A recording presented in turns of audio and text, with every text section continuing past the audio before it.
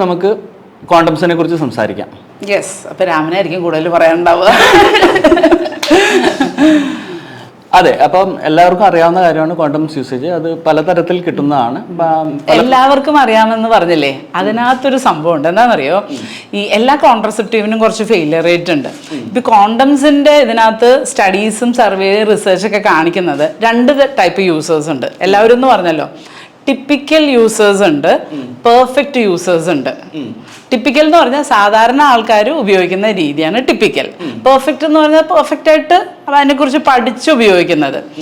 Typical യൂസേഴ്സിന്റെ failure rate 15%, 15% failure ഉണ്ട് സാധാരണ ആൾക്കാർ ഉപയോഗിക്കുന്നതിൽ. പെർഫെക്റ്റ് യൂസേഴ്സിൽ ഫെയിലിയർ 2% ഉള്ളൂ.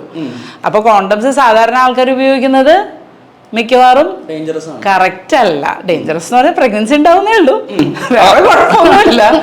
അപ്പൊ അതിനകത്ത് നമ്മൾ ആക്ച്വലി പഠിക്കേണ്ടതാണ് കോണ്ടംസിന്റെ യൂസേജ്.